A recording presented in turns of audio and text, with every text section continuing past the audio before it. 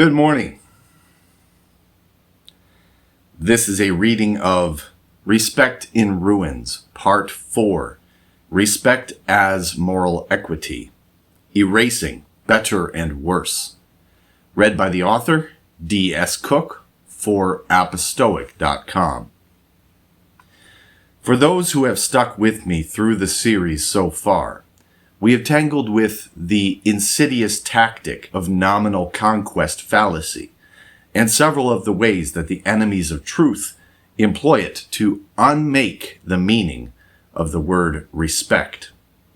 We've hinted that the social mantra, respect for all, does not actually encourage respect.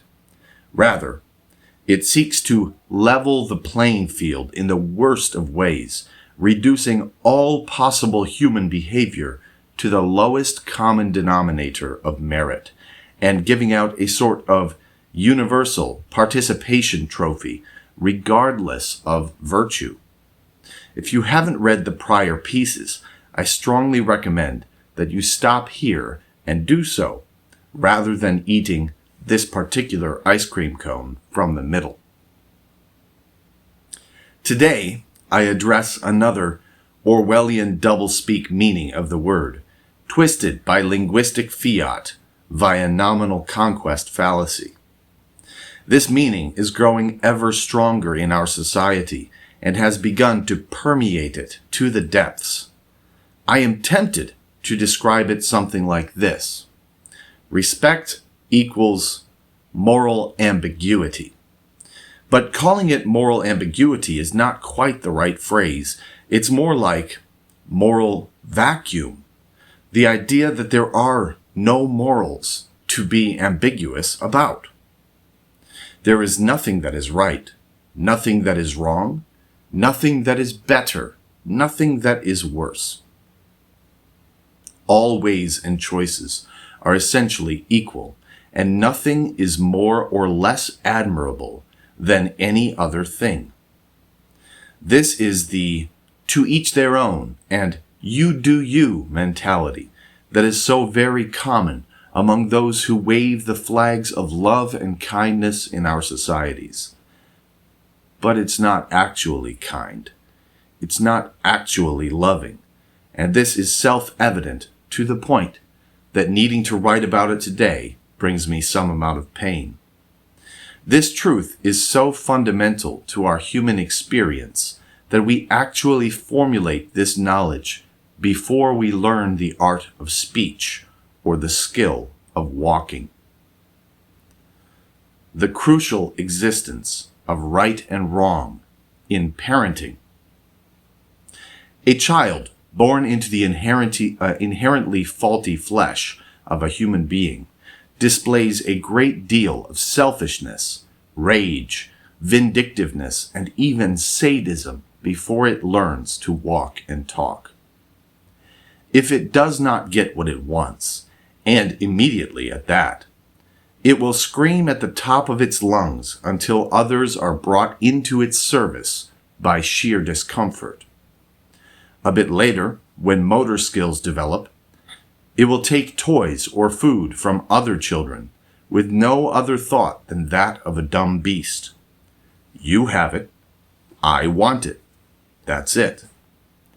A bit further on, it will learn that it has the power to do physical hurt to other children or pets. It will absolutely choose to do so, left to its own devices.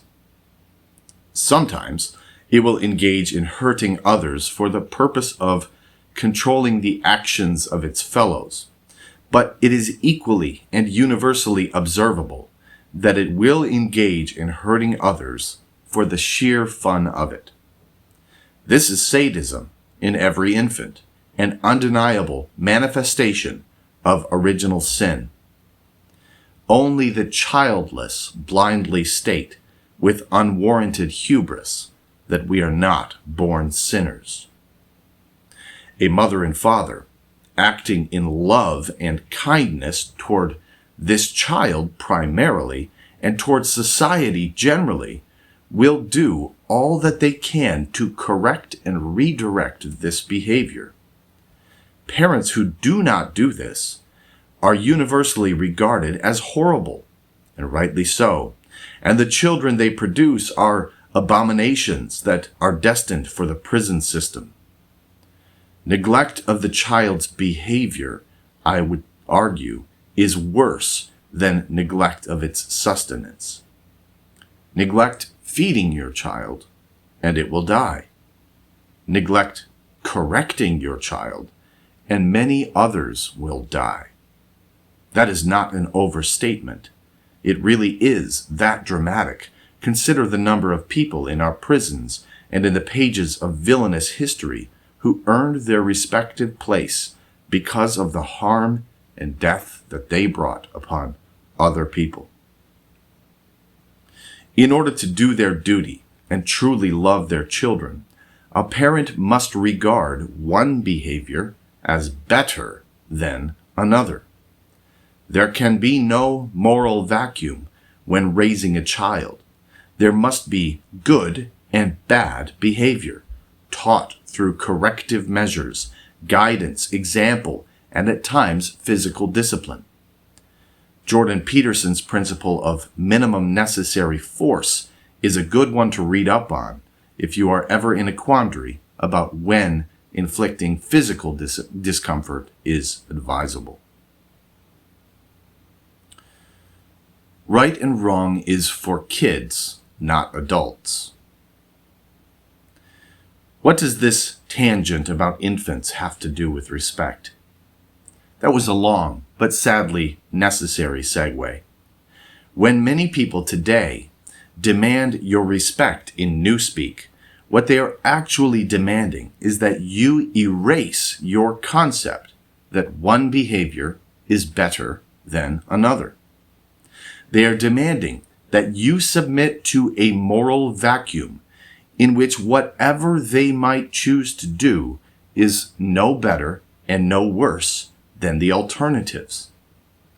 A lazy man with minor physical injuries, sometime in his distant past, may be living on welfare and disability, and yet demand the respect of a hardworking one that earns his money and pays his taxes, despite many physical discomforts and old injuries.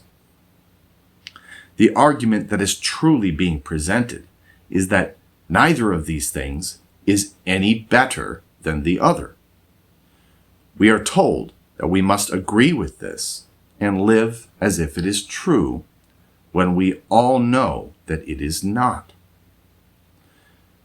Another man is sexually promiscuous and sleeps with many women, producing offspring for whom he will never be a father. His life is centered around bringing pleasant sensation to his own genitals as often as possible. His existence is fundamentally masturbatory. He demands the respect of the man who marries, sleeps with one woman, and commits to fathering his children for life. The argument that is being presented is that one of these things is not better than the other. We all know this to be absolute nonsense, a tragic fiction brinking on psychopathy.